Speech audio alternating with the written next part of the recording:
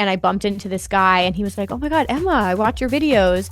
And he gave me this candy and it said like Emma's Wolf Pack. He was like, "I literally just made this hoping I would bump into you this weekend at some point, and like here we are." I would say a big part of the conversation right now is like carrying Narcan or like learning how to handle a situation like an OD or something like that. So it's like out in the desert. So it just feels almost like otherworldly because you're going like out in the desert. You got to drive all the way out there. You get to this raceway and there's 9 stages that like the 2 main stages could hold like 60 to 80,000 capacity alone.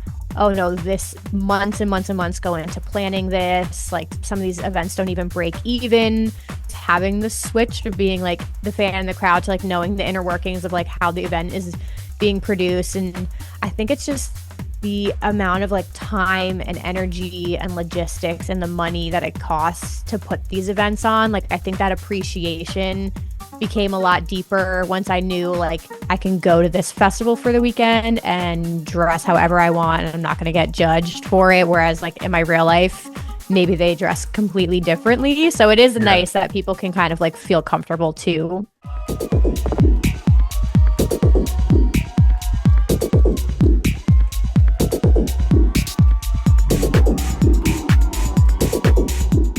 Okay, welcome back to another episode, and today I've got Emma Kapotes. Thanks for joining me. Yes, thank you so much for having me. I'm excited to be here. So, like I was with all my guests, like, where'd you grow up, where you're from, and what kind of got you onto your like EDM electronic music journey? Like, where did it all start, the influences and things like that? Sure, yeah. So my name is Emma. I'm originally from New Jersey, born and raised, still here. And I got into dance music, honestly, I would say college pretty much. I was in college when the big like EDM boom happened in the United States, where it was like Avicii, Swedish House Mafia, like Calvin Harris, all the Afrojack. So Levels came out when I was in college, and that was just like kind of it for me. And so it was more like at that age, like the party scene, just going to shows here, nothing crazy. And then the thing that actually like I would say made me dive deeper was my first festival was EDC Las Vegas in 2015. Big Yeah, I dove right in. Yeah, straight in there, mate. Yeah. Yeah, I knew about it for years, and it was one of those things that it was like on the bucket list, and it felt like a big feat because for us here, that's the biggest. And yeah, I finally took the plunge in 2015, and I was hooked, and I've been back like 8 times since then. It's my favorite. But that was when I first was like really exposed to like rave culture in the United States. I had never seen like the outfits and the candy and the stages and the production. So that was like, oh my God, there's tens of thousands, hundreds of thousands of other people like me who like this music. And that was kind of like the catalyst for me to just become obsessed with this culture pretty much.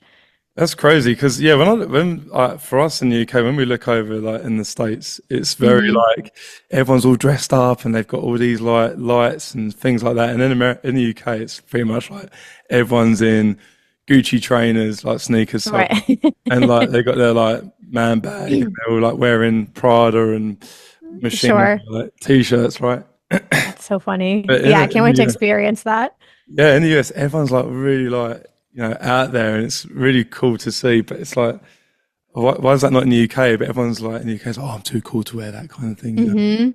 Is where. Yeah, it's the outfits are definitely an interesting part of it. I would say I still love that. It's just like a form of expression to me personally. And I think I'm lucky enough to like work with a bunch of like rave brands now who are like small businesses, and they're all amazing. Yeah. But it is almost like a fashion show. I'm not gonna lie to you. Like some of these raves, it's just people go all out. They wear little to no clothing, which I'm sure is a lot for people to take in from overseas, where it's very casual.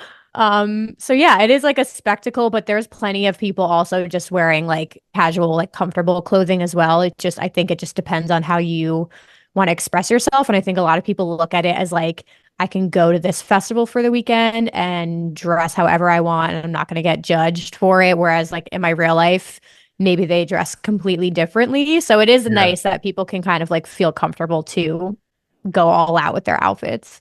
That's cool. Yeah. And what was like what influenced you the most? Like what sort of artists influenced you the most? I know you mentioned like Afrojack and Calvin Harris and things like that, but like what tracks like really set out to you to make you think, do you know what, I really I really want to be involved in this. Like, I really want to be stuck into it. Oh, that's a great question. I think at that time, I remember I was really into Dada Life in like 2015 when they dropped their album. I was like completely obsessed with them. And then yeah, like when I go back and look at like my old iTunes, it's so funny when I would like download everything. I just had like every David Guetta track, every Afrojack track, like all of that music, Levels by Avicii. I think that was just really big for me at the time. And then it kind of switched when I started going to like the bigger festivals. Yeah. One of the biggest people was Eric Prydz. I I, saw him in 2016 and he's my favorite artist to like to this day. Just bought tickets to his 20th anniversary show this morning. that's it, because Pajana, is He's it the Pajana? best. That was when that came out in the UK, and then you had like Layback Luke in the UK as well, Hmm. and things like that. Yep. Big tracks, but for me in the UK in the 2000s, showing me age here a bit, it was more like Armand Van Helden and Zombie Okay. Nation by Kernkraft 4400, whatever it is, tracks Hmm. like that, you know. But Layback Luke and that was in the UK, and it was a big thing, you know. Like, Yeah. Yeah, but Calvin definitely. Harris kind of said it as well, right? But Eric Prydz was a big thing in the UK. Like, Oh, I'm glad to hear that. Yeah, he was one of the first artists that I feel like took like I understood like the journey that he took you on with his music because I wasn't as much into like progressive house at the time. And then like, as we all do, your tastes just change over time. And then I ended up getting more into house music in general, and that kind of became more my niche. I'm wearing my little house music shirt today, but that's my favorite genre sick, it's cool, now. man. You got the acid in there as well. That's cool. Yeah, we got everybody. Yeah. And I think there's just like exploring that genre and all the subgenres under it. But I think when I started, it was definitely more of like the EDM. Trap was really big in the United States at the time too. In like 2016, 2017, I was into like all the trap music artists. And then it became more house, and now we love everything. Techno, all of it. All of it I'm into. Yeah, man. Um, Except for like the super heavy bass is probably the only thing I'm not So like what, not as much into. like Chris Lorenzo's, that sort of stuff, or Or like like, or no, David like D? sudden death, like Murata, like the really heavy, heavy dubstep is probably the only stuff I'm like not as much into, but Yeah. yeah, I love it all. Anything live, I just love live music in general. I remember Dubstep came into the UK, and then like all the drum and bass heads, like even my buddy was a drum and bass producer, and I tell people this story because it's quite funny. Have you ever heard of Mackie G? Yep. Yeah, we booked him for £50 in a pub one night before he Oh got. wow. Yeah, because my mate Sam used to produce drum and bass, and he knew him Hmm. from the same college. They were learning that in the same town as us. Wow. We got like brilliant MCs because in the UK MCs are a massive thing with drum and bass, and we got like Hmm. amazing drum and bass MCs as well. And but they with the drum and bass, then dubstep came in. The boys were or and the females were like, let's make drum step, Hmm. which the two combined, and I've never heard anything like it. I was like, what the Right. is this? This is crazy. And then then Gabba started coming in. Have you ever heard of Gabba? Yep. Yeah, that started coming in. I went to a festival called Bangface, Oh, and interesting. yeah, What a DJ Mag. name. Yeah. Yeah, check it out. DJ Mag done a Okay. documentary on it. It's the most weirdest festival you've ever been to, but I'm sure. it's crazy, crazy, absolutely crazy. I'm so curious what your thoughts are on because drum and bass I got into within the last 2 years. And it's one of these things like it's obviously always been around and you have these amazing pioneers in the United States as well. But just like with everything that's cyclical, like that just is having a moment right now in the States for sure. And I like absolutely loved it this year, more so on like Wilkinson and Subfocus, Dimension, or like all the artists I've been listening to a lot. But what are your thoughts on that kind of like exploding in the US right now? This is why I wanted to get you on because I'm learning Yeah. about your EDM scene, right? And this is Yeah. that's why I love. That's why I love music. That's why I love the scene. This is why I went into it. But Hmm. for me, like the old school underground drum and bass DJs, Sub Focus was kind of a commercial person. He was always played on the local radio in the Hmm. UK, like when I was at work or whatever. But he was underground before he went commercial. Same with Pendulum as well, actually. Hmm. But the big ones for me are like Magistrate, DJ Brocky, Original Sin, DJ Gov, the OGs of like the records, like record labels like Low Down Deep um, and Hospital Records, and you've got Dillinger.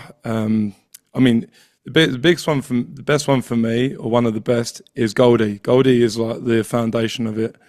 Mm-hmm. He owns um, Metalhead's record label, and I met Mm-hmm. a guy when I was at a festival called Bass Coast here in Canada, and Okay, yeah. he was a guy from Edmonton in Alberta there, and he was the first international signed artist to Metalheads in the UK.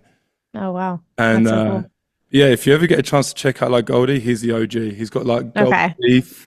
He Oh wears my gold like God. I do. Yeah, he wears snapbacks, stussy outfits, and That's he's like, awesome. he was part of the original like graffiti artists in the UK. So he blended like graffiti art with like drum and bass, the whole kind of Mm, culture of the underground scene in London and around the UK. And that's it so was cool. kind of, yeah, and yeah, the ultimate tracks like Ronnie Size, Brown Paper Bag, these sort of things. But That's so cool. I love sharing this. So like, Yeah, no, I'm gonna go look all I gotta look all these up yeah, and make a playlist after this. yeah, I'll send you some stuff. And but yeah, Sub Focus is brilliant. Like has always been. Hmm. Like Chase and Status as well. Yes, They yeah, are the yeah. OGs, and their Boiler Room set. I thought they used to be a bit commercial, and I thought I never expected them to play like a kind of an undergroundy kind of set on the Boiler Sure, Room, sure. and it was Yeah. fantastic. Oh my God, I have to go listen to that. They actually, I'm pretty sure, like 99% sure they were booked. I'm going to Coachella for the first time next year. It's on Wow. my list next year. I'm trying to do a lot of new ones that I haven't done just to like, a lot of the events here are produced by the same company. So I'm like, okay, let's like, yeah, obviously get our feet wet and do a couple others. And I'm pretty sure they're on that. So if there's anything to say of like how the genres are expanding here, you can see a little bit of the shift happening just in like who's being booked and what stages they're being booked on. Because even like EDC Orlando, I just did, and Worship played the main stage, which is like Dimension, I think 1991, Culture Shock, and Subfocus all together. So Yep, even just seeing like who's booked where and what crowds they're drawing in, you can kind of like tell the shift. But Chase and Status is on Coachella's lineup, I'm pretty sure. So I'm excited to see them that's there. cool. Yeah, that Yeah. honestly, they are. I mean, it's just one of the guys that does the DJing most of the time. Hmm. I yeah, that Boiler Room set blew me away. I was like, that's like I know Hmm. I grew up with Peak. that kind. Yeah, that was Oh, wicked. sick. Okay. I'm gonna have to listen to that. Boiler, I know. I've been bad lately with listening like to sets. I've just been listening to so many podcasts and things like that, but Yeah. I need to get on my Boiler Room sets. No, it's cool, and that's the journey. That's the joy of it. That's what I like. 'Cause I still find the new stuff today, even from old, back in the day, and Hmm. it's a good thing. I mean, I'll go on to this other question as well, actually, which was, how did you like obviously expand from when you started first going to your first festival? Like, like because the way I look at it, hopefully I've got this right too, is that you're Hmm. kind of like an EDM influencer as well Hmm. as that kind of a little bit like that, but you also do a great podcast. Um, Thank you. and I listen to your podcast. It's great episodes. I love like the influence and like the advice you give people. What tips and tricks. I think it's brilliant. I mean, I Oh, can't speak thank you. for American festivals, but it's Sure. great that there's something like that because there are even me. If I've never been to a festival, I am like, what do I expect? What are people like? Hmm. Where is this? Where is that? And you kind For of want to sure. know what you're doing, right? But yeah, how did you Yeah. expand from your first one to that? Yeah, so I did a couple of my first few festivals in 2015 and 2016, and then in 2017 I started my YouTube channel, and that was like strictly the purpose of it. I was searching, that I went to the Ultra for the first time in Miami, and I was searching on YouTube like what do I bring in? What do I pack? Like looking it up, and there was like barely anything. There really was like not that many videos, and I was like, okay, well, let me just start creating. It was something I was interested in doing, so I just started filming on my like iPhone 6 in my bedroom, like just Old doing school.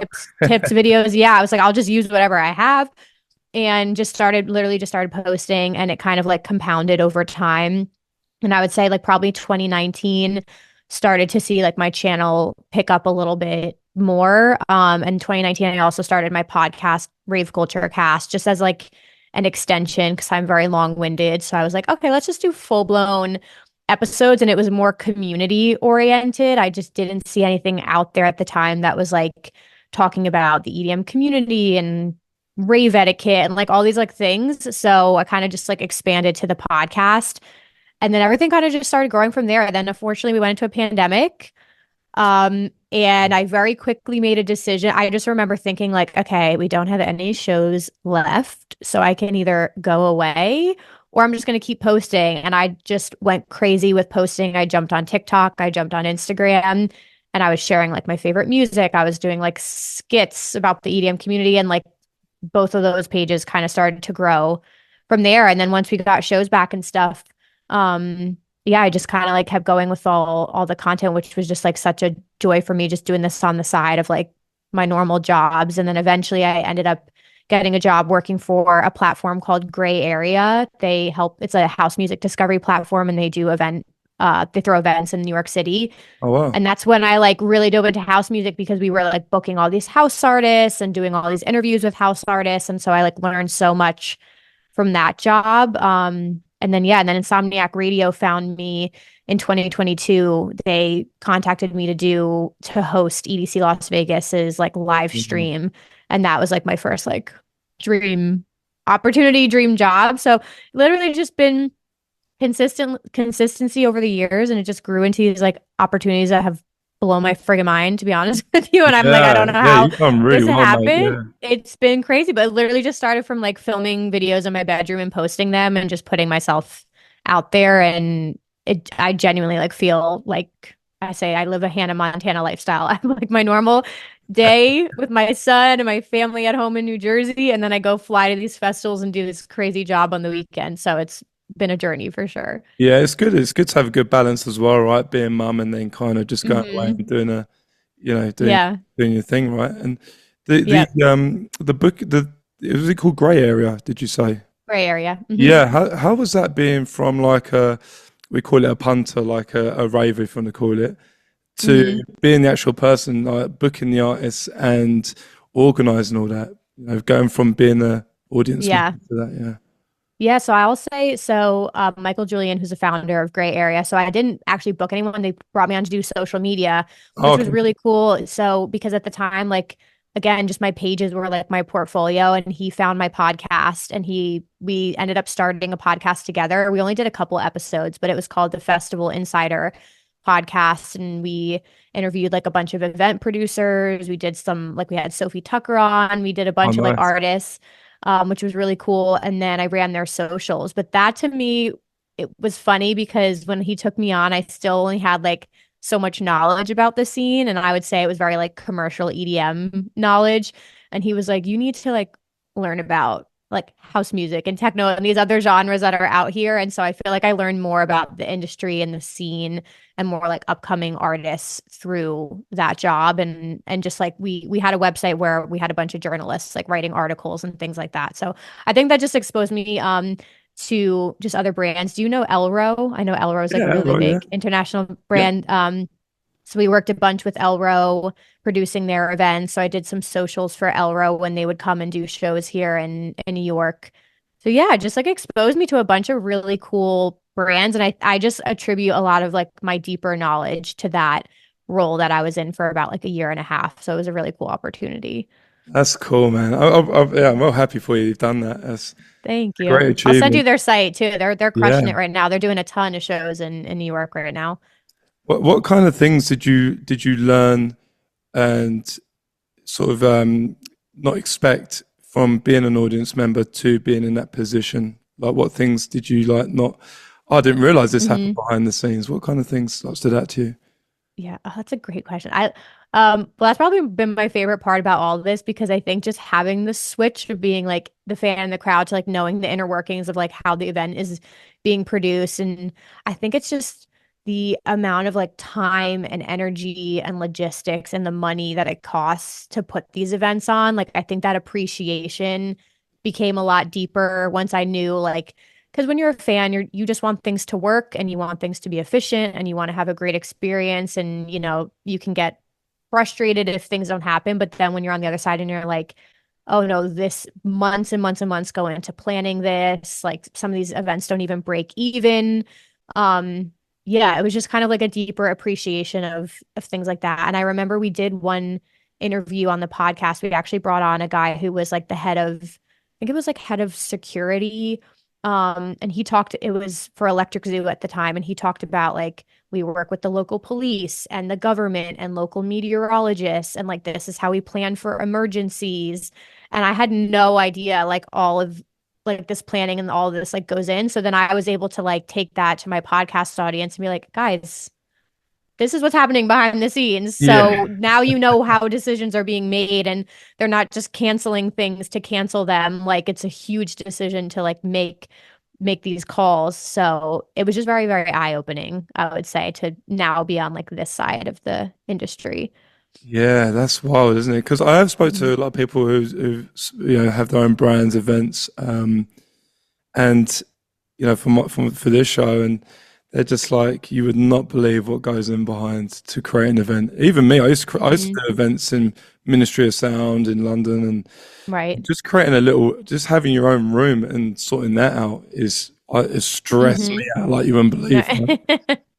So I can't imagine what it's like for something like EDC sort of size or Tomorrowland's because the It's crazy. production on those things are massive, aren't they? Like it's Hmm. crazy. What's the biggest one you've been to that's like you've gone, oh my God, this is like not really a festival. This is like I don't know, something Yeah. bigger. Otherworldly. I would say, well, I'm excited for tomorrow. Like get my tickets in 2 weeks, hopefully. But So, EDC Vegas, yeah, if you haven't done it yet, I would say it's like a spectacle for sure. And even how it's grown now, like I this was my eighth one this year. And so the best way to describe it is you have like the Las Vegas Strip, right, which is where like a lot of people stay. And this is it's in the like NASCAR racetrack out there, but it's like out in the desert, so it just feels almost like otherworldly because you're going like out in the desert. You got to drive all the way out there. You get to this raceway, and there's 9 stages that like the two main stages could hold like 60 to 80,000 capacity alone at those stages, and then there's, 7 others. There's multiple art cars, there's vendor village, there's just any and everything you can imagine, performers, firework displays every single night. And then on top of that, right next to it, they started a campgrounds, which I stayed in for 2 years. The campgrounds are their own village with their own stages, with their wow. own, like, it's freaking insane. And when you think of the logistics that it takes to run basically like a city for 3 days, it's insane. So just seeing the sheer size of that in person is like very overwhelming, but it's like the biggest gathering in the United States of like, dance music fans. So that's why I like love it so much. And one of my friends, I watched a wedding this year. They have a chapel there, so I went to my friend's wedding. Wow, that's It crazy. was fucking crazy, yeah. That's kind of like I don't know if you've ever heard of it, Notting Hill Carnival in London. No, I don't think I have. It's been going for years. So in London, we have a lot of Jamaican heritage in the UK, a lot of Caribbean heritage, and it's the biggest Caribbean carnival outside of the Caribbean. It's Wow, in okay. London. And all the streets in Notting Hill are open with stages. They're everywhere. There's free food. You pay for it. All like, Caribbean cuisine, Mm-hmm. all like Jamaican music, ska music, drum and bass. There's stages everywhere, and you don't have to pay. You just walk down the street. And I Nice. watched B Traits when she was doing dubstep back in the day and drum and bass with Sean Wow. FX's label, Digital Sound Boy. There's Skepta's played there, Chasing Status. All these big artists are playing like basically for free, and you just walk That's around the amazing. streets and you can just see anyone, like literally anyone. That's It's so crazy. so if Do you you, have a personal favorite festival as well, like either in the UK or just like anywhere? my personal favorite is either Notting Hill Carnival or that used to be around was called Save by Nick Van Tuley. Oh, sick. Um, Okay. because where I used to play and DJ and where I used to live, that's where Nick Van Tuley's from. And we had a small bar there called Sauce Bar. Nice. And Okay. it only held probably 300 people max. But he would get in Carl Cox, Hector, Richie Horton, Anya Schneider, all these big names like coming Mm-hmm. in to a small town. And he created a festival called the Social Festival. Oh, And cool. it started off quite small, but we were getting like John Digweed, Sasha, Joy Orbison, and all these massive artists in a small town because of Nick Manchuli, and it just was wild. And it's stopped now, I think, because of like the council, the city. kind of Mm-hmm. rules and regulations and housing and stuff. But that was probably the best one for me because it wasn't Sounds in a major amazing. city like London. It Mm-hmm. was out of there, and it was like we're getting Cole Cox Bay here, Right. and just these big names, just in this small pub club and in this Sure. festival grounds, and it was like So cool. an eye-opening thing. Do you know what I mean? Mm-hmm. But So it then was a little, some, was it a mix of genres or was it like yeah, whole house mix of music or genres. everything? Yeah, Nice. everything. Yeah, it was mainly techno and house and tech house, but there was like garage music there. We had, DJ EZ, like a legend for Mm, UK garage music, right? And all these sort of people played there, and it's fantastic. But right. it was, it was, it was, yeah, that was highlighted me the most. Outside of London, in London, it was definitely Notting Hill Carnival because you get to see the Caribbean culture. All the Sick. people dress up and they do the proper carnival, and then everyone Mm-hmm. goes back to raving. Right, right, right. That's so cool. So Love it's that. kind of a really good thing to experience, I think, if you've not been to the UK to experience that. Mm-hmm. So, That's so cool. I'm trying to think because like the ones that like I think of when I think of in the UK, so Creamfields, I would say is big like a one. big one that's always been on my radar. And then it's Glastonbury. Glastonbury would be another one Glastonbury, probably. Yeah. huge. But you probably wait 10 years to get tickets. My cousin's got Okay. tickets after 6 years. Oh, okay. So then Yeah. probably won't check that one up. Yeah. Yeah. And then oh God, what's the other one? It's like is there something called like Boomtown or something like Boomtown that? is a good one. That's more of a drum and bassy kind of Okay. one. They had We Are Festival, which was a pretty good one as well. I think Okay. it's still going actually. But most people just flock to Ibiza. Okay, I see that's still on the list too. We have a Yeah. lot of time to go and a lot to explore, but yeah, no, there's a lot out there that's like on the bucket list. So, but you said Ibiza kind of I'm sure has just changed so much. Have you been out there a I lot haven't or? been there recently. My wife went out there years ago for a Yeah. few times. But my friend recently went out there and he said they're literally cramming the clubs to the point where Hmm. you can't move to get the most people out of it. Like to get the Yeah. most, which I kind of think ruins it. And I think when Space closed, when Carl Cox was was doing his residency there, I think it kind of downhill a little bit from there. Mm. And I think you're seeing a lot of organizations now just taken over, and it's not really Yeah, since the kind same. of DJs, right? And I think that's across the board now, anyway. But Right. yeah, it's Yeah, kind of that sucks difficult. to hear. It's kind of difficult to become a DJ now. I think when I did it, it was all about if you sold more tickets, Hmm. that would determine your slot time. Sure. Yeah.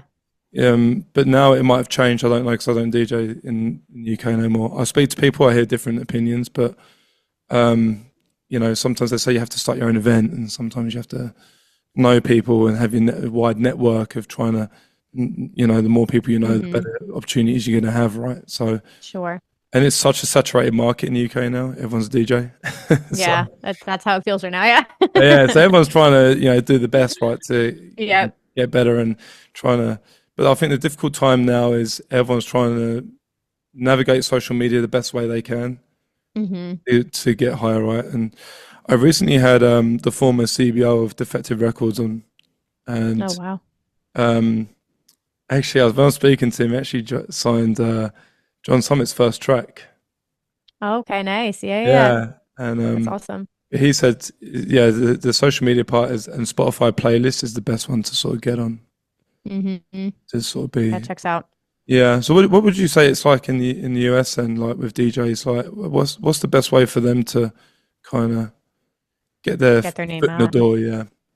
Yeah, it's definitely an interesting time. I would say the same thing. It feels saturated. Like I'm sure because of the pandemic, like it feels like some people probably fell off because of that. But then there were also so many more that probably like came out of that and like launched their careers since then.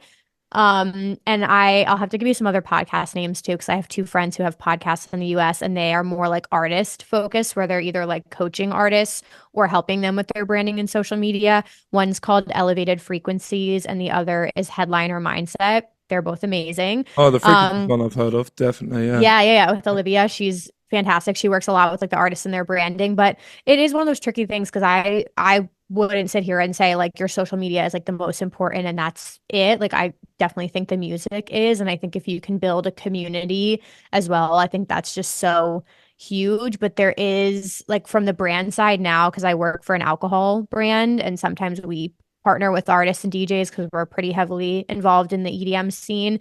When we're taking on partnerships and stuff, we're looking at their social media first and foremost to see if it's like Wow. a good match. Mhm. So that definitely is like a part of it to see like, how big are you growing your following? How much of a community? What's your engagement like? So I do think having a presence is important at this point, but yeah, just putting out the music that you love and like growing that fan base and playing as many shows as you can, I think is definitely still, important. But it's just one of those tricky things. I always say I don't want people to feel like it feels forced for a lot of people and like that Yeah. shouldn't be their first focus, which I totally get. So I'm always like maybe you can pick a platform that feels the most aligned for you, like whether it's Twitter or if you feel like doing funny things on TikTok or sharing your music, maybe you're just putting it out there and that way it can reach people faster. Because I feel like we've seen so many people who just have had a 15-second clip of their track go like absolutely viral on TikTok and then it's like history from there. So Yeah, yeah. you never know. And I'm biased because I'm a lot like pro social media because I would not be here if I didn't start posting on YouTube and the opportunities that have come out of social media for me personally have been life-changing. So I'm just big on you just post your content because you never know what could come out of it. So Yeah, yeah, that's but a it's great, tricky. yeah, that's a great way to put it. And when you start getting that kind of, when you start growing in your social media sort of, in YouTube and that, how did you know what brands you wanted to work with? Like, what made you select certain brands? Like, how did they stand out to you that made you think like, oh, you fit my kind of Hmm. style, you know? Yeah. I think in the beginning, I remember the first one I ever worked with was called Glow FX. They do a lot of like the rave accessories and like flow toys and things like that. I was just very picky about partnerships. Even now, a lot of the brands I work with, I've worked with for like 4+ years. I just wanted to keep it more of a small tight-knit group and things that I actually used, whether it was like an earplug company or the hydration pack that I use, which that's very big in the States now, called Lunchbox. I was working with them since their like inception in 2019, and that's like one of my biggest partnerships that I currently have. And they've grown exponentially. They just launched a collab line with Insomniac this year, which they're now the official bag of Insomniac. So it's just been like crazy to be a part of these companies, but it was brands that had like quality products that I thought myself and my audience would actually use. So kind of just like vetting it from that. Yeah, because ear protection is a big thing now. I mean, I've got tinnitus or Hmm. tinnitus, and Hmm. um, in the UK now, I spoke to a guy called Mike Kill, his name is. He's behind a brand called the NTIA that's trying to save UK nightlife right now. Hmm. And he said he's partnered with a brand that actually make, because the foam ones are really bad and they're bad for the environment, everything like that, them foam ones. But he's actually made one now where you can have them fitted and done for your ears at the festival or at the club Wow, for that's sick. a very small price, and they last you for 3 months. Wow, that's pretty sweet. Yeah, so because I mean, I've been to loads of festivals and Hmm. parties and not wore headphones, and sorry, earplugs. Hmm. I think that's the reason why I've got tinnitus or tinnitus. Yep. I mean, are you seen a lot of sort of ravers and people that go to these festivals sort of having hearing protection in the States, or are they, you know? Yeah, it's kind of well, it's interesting right now. I think like harm reduction in general is something I've touched on my podcast a lot, but that, which is a good thing, is like very big in the States right now. There was a lot of progress with that this year, still very far to go. But like hearing protection in general, I think people are pretty good about like speaking out about, and there are like a lot of brands that you can work with. So yeah, so I am the same with you. I went to so many concerts and shows. I was really into like the rock alternative scene in high school. So I went to all those shows probably till I was like 25. I don't think I started wearing Yeah, earplugs. yeah, So yeah, the damage was done, but now I do not leave the house without them and I will not go to a show without them and they make all the difference. But in general, like other brands, I would say a big part of the conversation right now is like carrying Narcan or like learning how to handle a situation like of an OD or something like that. So, End Overdose is a really big organization in the United States that partnered with Insomniac, I think at least a year ago now, it might have been. And now they have a tent at every single Insomniac event in the United States. And then Dance Safe is another really big organization here that I've interviewed a bunch of times. They're incredible. They sell like testing kits and stuff. So I would say Oh, that is like a pretty big conversation right now, and just making sure that people like know have Narcan on them or how to use it. So yeah, hopefully more of those conversations going into next year as well, because I know that's like a prevalent issue that we definitely have here. yeah, that's good. The more festivals coming about now, and the bigger they get, you're going to Mm-hmm. have more sort of Issues. issues, right? So it's good that those Yeah. things are in there. That's good to hear, actually, for the scene.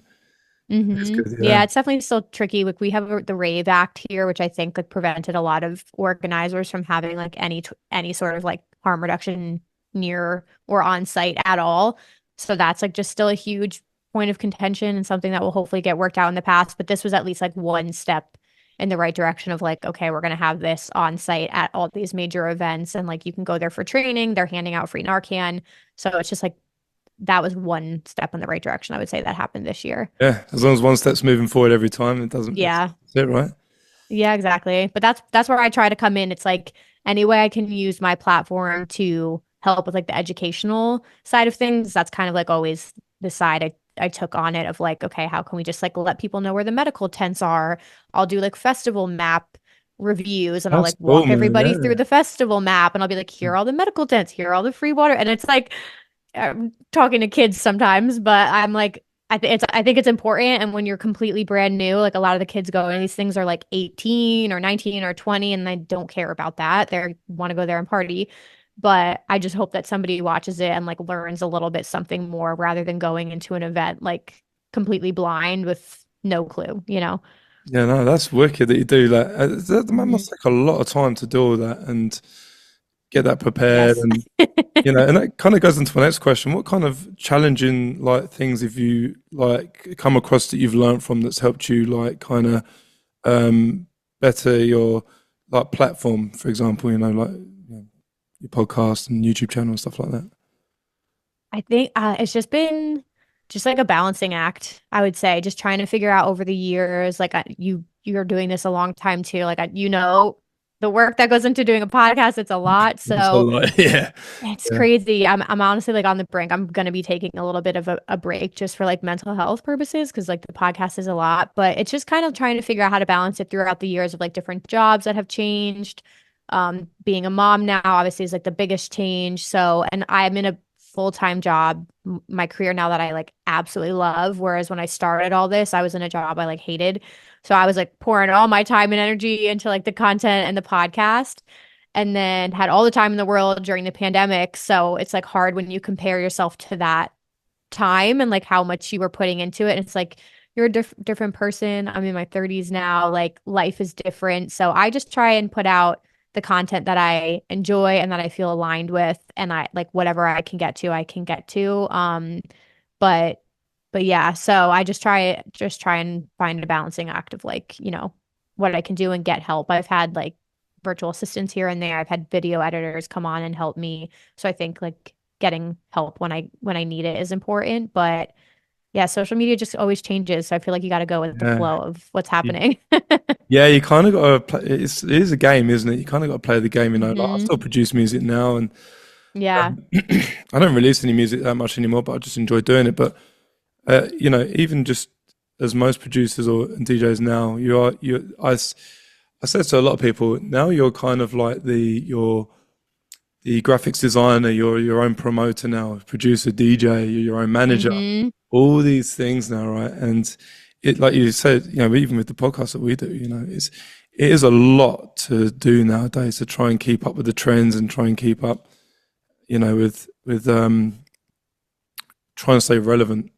Like Hmm. 'cause when I had the previous my previous guest on James, I said to him, "Who was during the pandemic? Who really worked hard in your eyes to be successful online?" And he said, "I thought it'd be the younger people, but it wasn't. It was the OGs." Carl Mm. Cox was since pandemic happened, he spent hours and hours and hours, long times of periods crafting and making sure he got virtual festivals and sets Hmm. going. And it was the Yeah. older guys that were doing it, because they kind of knew that this has happened before in the past, Hmm. and they kind of worked hard. And then the youngsters were, oh, they're doing it, kind of thing, and it, you know. So he Yeah, said, my advice was always try and be ahead of the game and just be the first to do something and not be scared of it, kind of thing. Do you know great what I mean? point. Yeah. Yeah, Uh, 100%. I think showing up for people, like even during that time and even now, I think made all the difference because even the people here who, like you said, got straight into live streaming, like I think it was Dirty Bird and Desert Hearts and Abracadabra TV, like they all had like TV stations and they were streaming around the clock during the pandemic. And I remember that. And those all those brands have such deep communities as well. So I think Sophie Tucker streamed, I think, every single day for 365 days. We talked to wow. them about that. It was Yeah. fucking crazy. So yeah, so I think the people that showed up during that time, like you said, the OGs, deepened their bond with their community for sure. That's how I felt the same too. I was like live streaming on YouTube and whatever platform I could show up on, just chatting with people. I think that it goes a really, really long way just to kind of Mhm. like deepen those relationships for sure. And that kind of goes into like my next question. Obviously, you've interviewed a lot of good artists and DJs and big people. Like, who have you? I know you interviewed John Summit and a few Hmm. others, but who stood out to you the most in sort of kind of not expected? Because they say once you meet I don't know, your idol or something, it's the worst thing you could have done. But like, who stood out to you the most, Yeah. made an impact to you? Great question. Oh God, you're gonna put me on the spot now. I think, well, so for the shorter interviews, when I did like Insomniac Radio, this was my third time doing an EDC with them. Like that, at least I got to actually sit face to face with some of my favorite artists ever. So that was just like a dream opportunity, even if I got 5 minutes with them. So Yeah. like, yeah, John, Dom Dalla, and Chris Lake are three of my absolute favorites, and I got to spend time with the three of them. So those three definitely were very, very memorable to me. Um, and then on the podcast, I would say like this past year, I had a really interesting conversation with Claude Von Stroke, Oh, who really? recently he rebranded to Barclay Crenshaw, which is his real name. Ah, And yeah, he left Dirty Bird this, I think it was this past year, and then retired his house project, Claude Von Stroke, and started up this whole new project as Barclay Crenshaw, which was actually like a lot more. He's very influenced by the UK sound, so definitely check it out, but more bass, drum and bass, garage, like all of that. Super interesting sound. He went on a tour this year. He played a bunch of festivals. So I think we spoke almost like in January or February when this was all happening. And it was really interesting because he was like, yeah, my name is on these lineups and people have no idea who the fuck I am. Like they recognize Claude Von Stroke. They have yeah, no idea what Barclay. So he's like, I'm almost starting over 20 something years into my career and like have to book these shows and get booked by these venues for a completely different sound. So that was like a really interesting conversation to hear someone that big, like starting over essentially. It was very yeah. interesting. That's crazy because I interviewed Justin Martin. He came to Base Coast Festival and I texted Mm, him. I was like, "Hey man, I'm going to be at this festival. I've actually yeah, got a podcast going there. I created like a mobile studio there and everything." that's And sick. he's like, because Justin Martin kind of actually paved the way for the house music as well in the UK. Hmm. Like with the, his track "Don't Go," he was on Defective Records and brought Dirty Bird over, right? And like the Dirty Bird sound to the UK. He was Hmm. huge in the UK, but yeah, hearing his like Dirty Bird story and um and I had Ardalan on as well, who was on there, and Oh, nice. that was a good one as well. But yeah, hearing about Claude Von Stroke and stuff is kind of that's kind of cool that he's doing that under a different like name and Hmm. starting from scratch, because it's kind of exciting, isn't it? Like to Right. challenge, it was different back then when I did that, but now it's a whole new world and new kind of Yeah. market. So It was just such a great message because it inspired me as well, just for him to say like the other thing was feeling forced. I wasn't feeling creative anymore. Like that house music was not flowing to me anymore. And so like this is what I want to do. These are my roots. This is what I used to enjoy.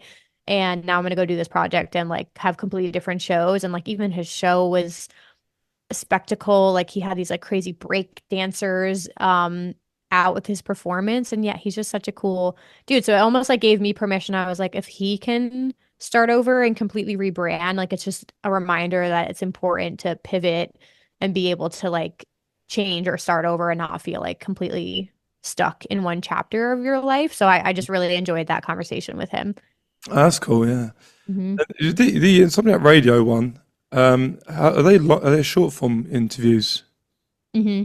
So Yeah. how did you go from how did you do like how was it for you actually going from long form content like doing your podcast to doing short like form sort of interviews? How Hmm. was that and how did you adapt to that? It was a challenge, but it was so Yeah. fun. I mean, talk about being nervous, I was so nervous.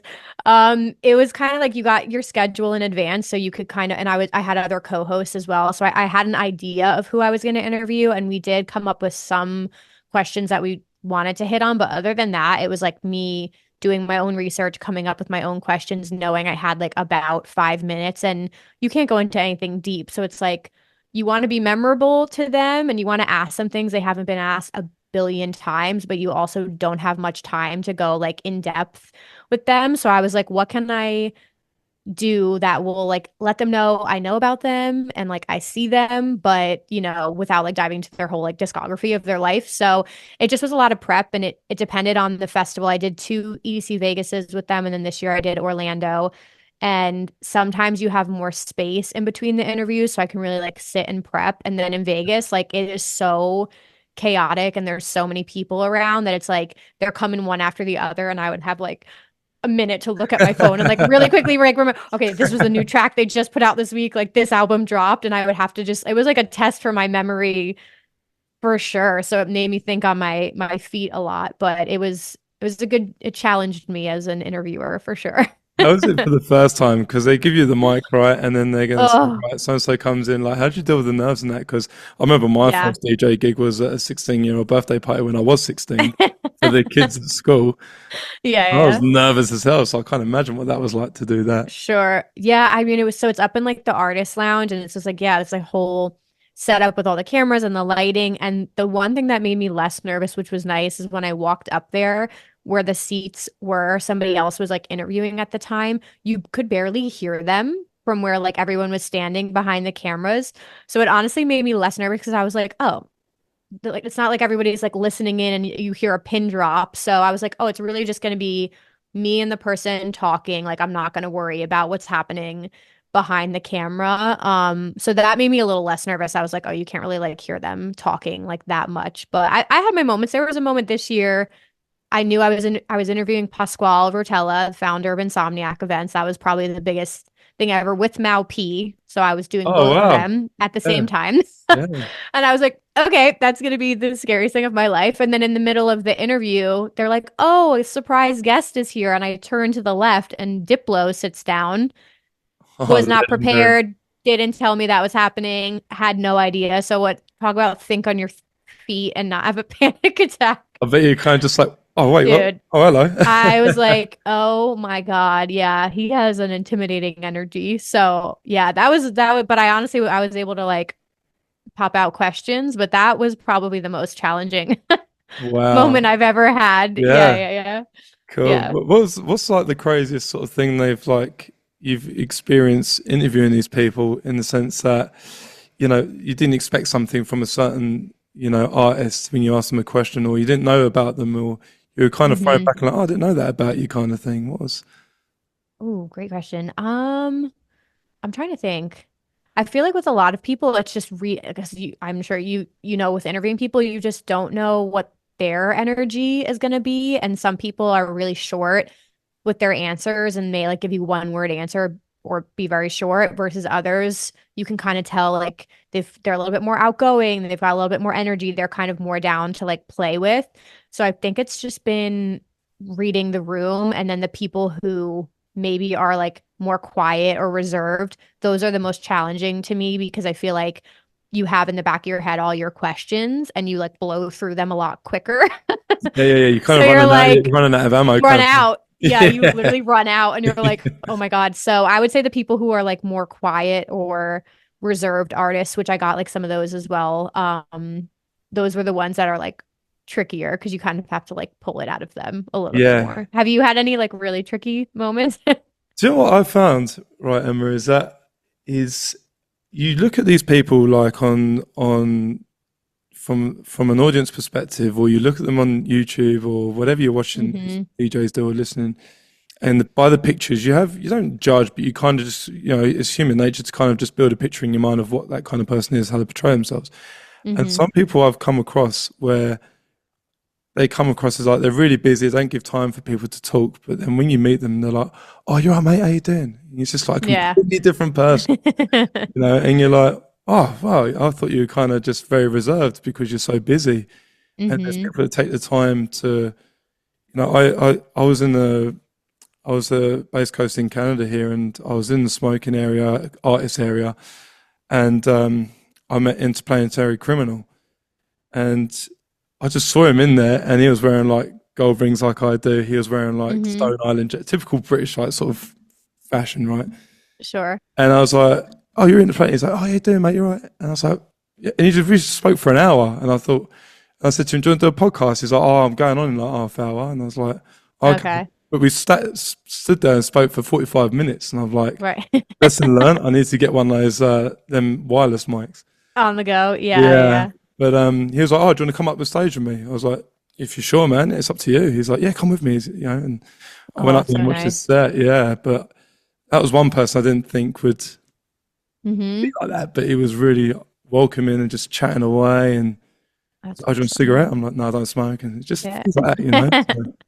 So, and That's great that you had that time. It's usually the team too. That's the other thing. It's like the teams who are like protecting their energy and their boundaries, and like that's who you're interacting with. But then when exactly you meet the individual in person, and they're like completely chill and fine. yeah, and it's like, I don't know if you've had this as well, but like they have managers, Hmm. and the manager's like, "No, we're not interested." And then one of the guys, T. Williams, absolute legend in the UK, is like the grime and sort of the garage and the house music kind of vibe. And he's got like 3 million subscribers on SoundCloud. He's legendary. Anyway, I messaged him on the thing. I was like, "Hey man, like, do you want to have an interview?" He's like, "Yeah, yeah, sure, let's do it." And his manager come to me and was like, "You have to ask me first." I'm like, "You ignored me," and I asked him, Right. and he said he wants to. So what do you want to do? And he was like, "Oh, it's good. I want to do this." And then Yeah.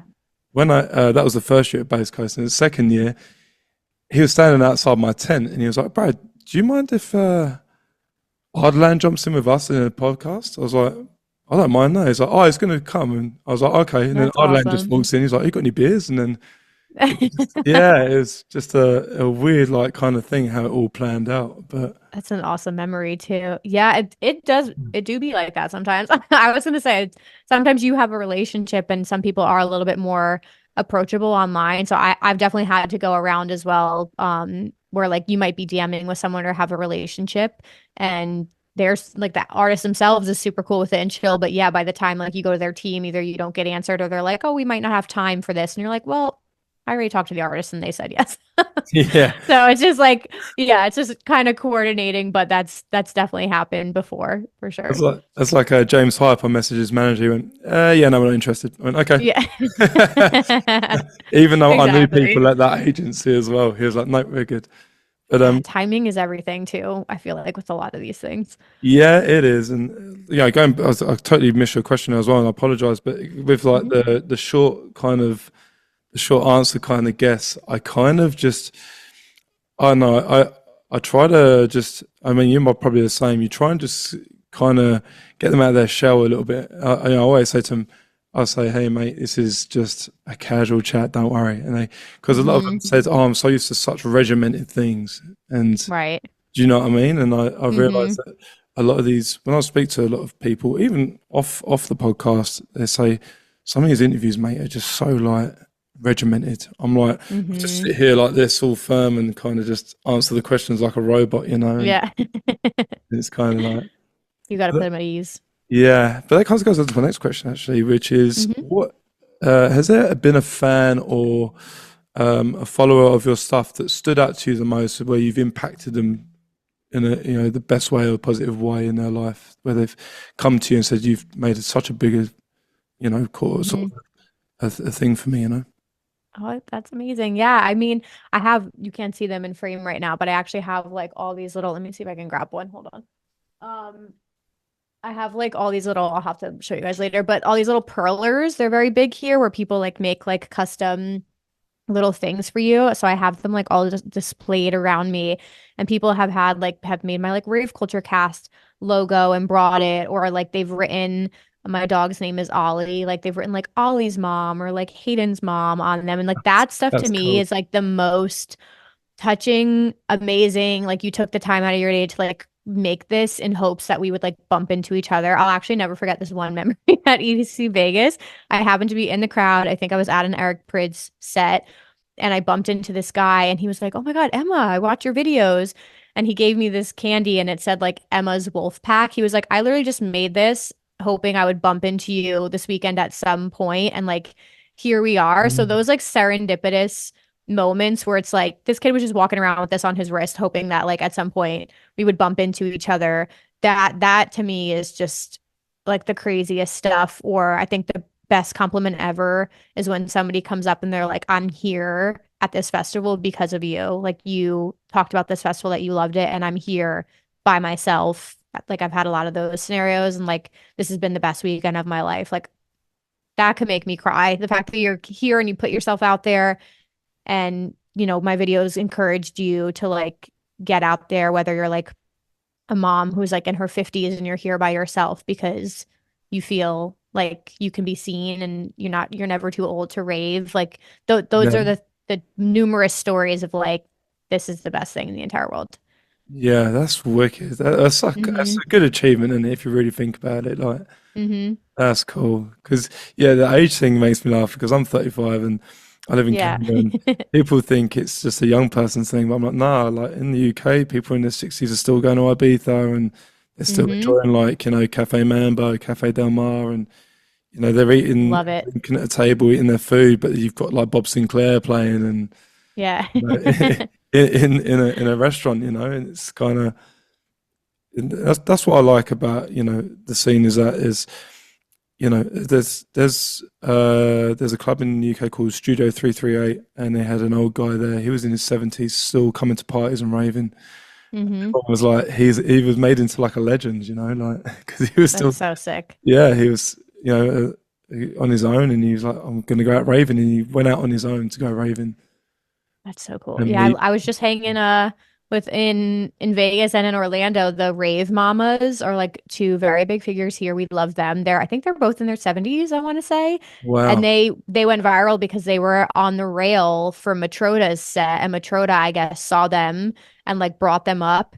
And then they did like a whole video that went like viral with them. And so I got to know them. I met them in Vegas. And then in Orlando, I was hanging out with them. I was at like a table with them. They're my favorite ladies, April and Darlene. Love them. Shut And up. that's their whole thing. They make custom shirts that say like the Rave Mamas. They go into the rail. They give no fucks. They just like absolutely love the music and they just travel to festivals together. And they are like such a testament of like, do what you love. Doesn't matter your age. Like get out there on the dance floor. And so I adore them.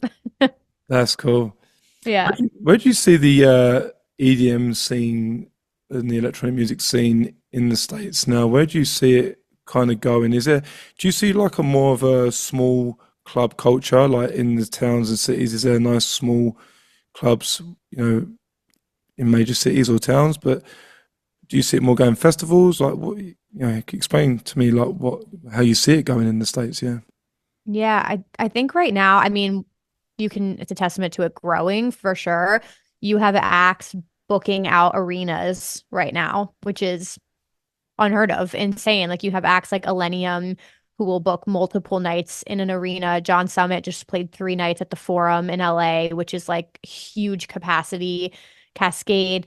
So that's crazy. I mean, you have like these massive, massive like places where you would have big rap or pop or like country artists playing and like now dance music artists are booking out arenas for multiple Wow, days. So that in itself is like freaking crazy. I know Dom Dolla's coming to Madison Square Garden in the spring. So that is one thing that's happening. And then the local club scene, I feel like that's definitely where I need to like I feel a little bit more tapped out on right now just because we're not in those days yeah, anymore. But there are definitely like some really cool clubs that are coming up or smaller like event producers who are trying to throw like these underground parties that are bringing communities together like in LA and New York, Chicago, I feel like has been really big lately. Florida has had a huge like burst in their venues and things like that and festivals as well. So it's a little bit of both, but I think it's on a pretty big stage right now, which is pretty crazy to see. Yeah, Yeah, so I think it's just gonna get bigger, honestly, if they continue like some of these artists are like blowing up and continuing to book these huge venues. It's then causing like bigger crowds at the festivals themselves. But we are seeing on the flip side, like some of the smaller independent festivals similar to the UK skipping years of the festivals. We had a couple this year that did not come back that said they're coming back in 2025. yeah. So I think there's a couple that when they're like independently owned, just like post pandemic struggled a bit to get the funds and make it happen. Do you see a lot of people supporting the smaller ones, or they just like, no, I want to go more to the festivals, you know? Yeah, like, Hmm. yeah, The bigger like, producers. yeah, It's both. It's probably both. I think a lot of like what's happening with the bigger ones too is the overcrowding is what's getting to people right now, like similarly to what you were talking about. I think that and then the price is just being hiked up by a lot of these favorite like staple festivals for people who went years ago and have like loyalty and the prices are $300 more a ticket than they were 4 years ago. So I think like they wow. they might they might get themselves in trouble with like the prices they're raising combined with like it being overcrowded. So I think that will like make people flock to some of the smaller, more independent ones. Because the vibes are at like the camping festivals and the more like transformational events. So I still have a soft place in my heart for that. But I'll report back to you next year after I do a couple new ones. Yeah, I'm excited to see where it goes because Yeah. in the UK we're seeing it sort of decline a bit, and I Hmm. think in the States it's kind of really come up on the rise now. I mean, that's my Yeah. perspective. That's why I got you on as well because I really want to hear your input on that. Hmm. Is there any artist that who's the artist that's like kind of impacted you the most and you thought, wow, what a fucking great set, Ooh, I haven't mentioned him yet, but my favorite is other than Prids is Seven Lions. right? I don't know if he's as big like internationally, but he was also one of those early. I think I listened to him live either 2015 or 2016 as well. Hooked for life. Can't even tell you how many sets I've seen of his, and he was one of the earlier adapters of the like melodic dubstep Okay. sound, but he also plays a lot of psytrance in his sets as Wow. well. And so he just blew my mind the way he like seamlessly would go from like dubstep drops to like a psytrance drop and then back, and it was just like so crazy. And I've just seen him over the years grow and blow up, and he has his own record label now and I've had the chance to speak with him and I just saw him at Red Rocks. It was my first Red Rocks experience this year. What's I Red had to go see Rocks? Seven Lions. You've never been, wait, you said what's Red Rocks? Yeah, I've never heard of that one.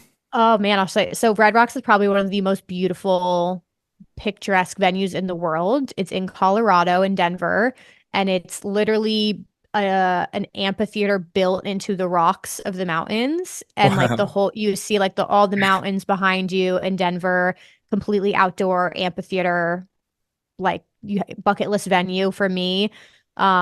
So yeah, so I finally flew out to Denver to see him play there and it was just like freaking incredible. So yeah, his career path and what he's done with like his label, his community and his music is every single time I see him I'm like just wait and see. It'll change you when you see him Yeah. live.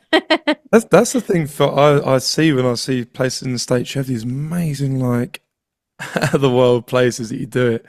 And in the Hmm. UK, it's like there's a space underneath a railway bridge. Let's Yeah. turn it into a club. There's a warehouse.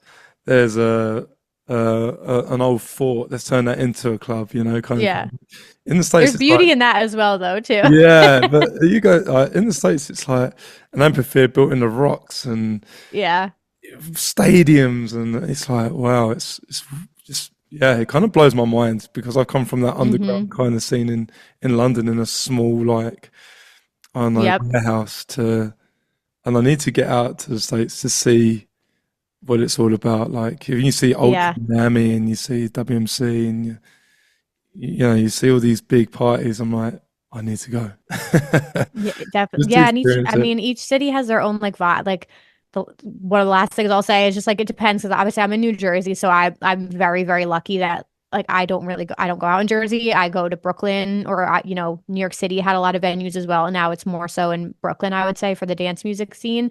Hmm. But yeah, you just have a little bit of everything. Like if you want to go to the big festivals and get that, like you'll get a lot of like the bigger, more commercial artists, but then you have all these other stages for international acts now, or like in New York, you have the Brooklyn Mirage, which is like another staple venue here that's crazy, like during summers and fall. And then there's a new place that's like been popping off the last few years called Basement.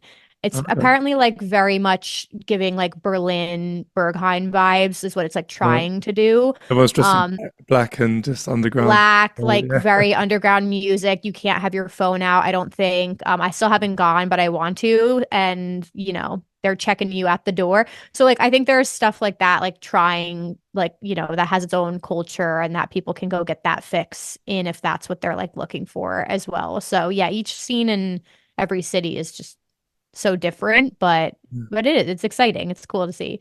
Cool. And sort of as we finish up here, what would be the best advice you could give to anyone that wants to start in the electronic music scene, be a DJ producer, podcast like what we do, or become a graphics designer, get into wear, or whatever? What would be the best advice you could give these people? Yeah, I would just say like create, just put yourself out there, post your content, whatever it is. Like if it's music, like just put out as much music as you can and just, get it out there, whether it's on like SoundCloud or however you can post it social media. And same thing if like you want to be a content creator. Like I had no experience. I didn't have any contacts. I had nothing to like get me opportunities. I just kind of like talked about my experiences and tried to like build a community and it snowballed from there. So I just think the biggest thing is, and I have other friends who work in this industry who were the same thing. They just put themselves out there online. So I think you just gotta post your content and not be afraid because you can see these people's for some people, their lives change very quickly. For others, like me, like I've been at this for over 7 years. So I've Wow. been like slow and steady and consistent. And that's just how I approached it. But I think you just gotta put yourself out there and yeah, be in it for the long run if you're really, really passionate about this. Yeah, my last couple of questions would be this one. What would be the biggest thing that the electronic music scene is missing and needs like today that you've seen? Oh, that's a good one. I think we just need to keep like as n new young people are coming into the scene, just continuing to like educate people and treat people the way you want to be treated. And like, especially here, like with rave etiquette being a big thing, like rather than gatekeeping or like sticking your nose up at people, just like leading by example and showing people that this is like an inclusive place. That's how I've always approached it. So yeah, I think just trying to be like a welcoming community to people and like not trying to gatekeep things or act too cool. Like we all have new things we're going to learn, new music we're going to discover. So just being open-minded, I would say I would love to see more of that. That's cool. And I might catch you in this one, but you might Yeah. definitely know it. What is your desert island track where you would only if you had only one song to listen to that would make you, that you could ever listen to, Yeah. what would it be? Oh, Eric Prydz every day. Favorite Really? song of all Straight off the time. bat, straight in there, yeah. Favorite song of all time. Could listen to it a million times over and over. It makes me cry every time I hear it. Wow. Obsessed. That's crazy. Because some people Yeah. are like, "Oh, why are you doing this to me?" Nope, it's No? that every time he plays it live, every time I listen to it just on Spotify, like it brings back floods of memories for me and it's just like one of my ultimate favorite song of all time.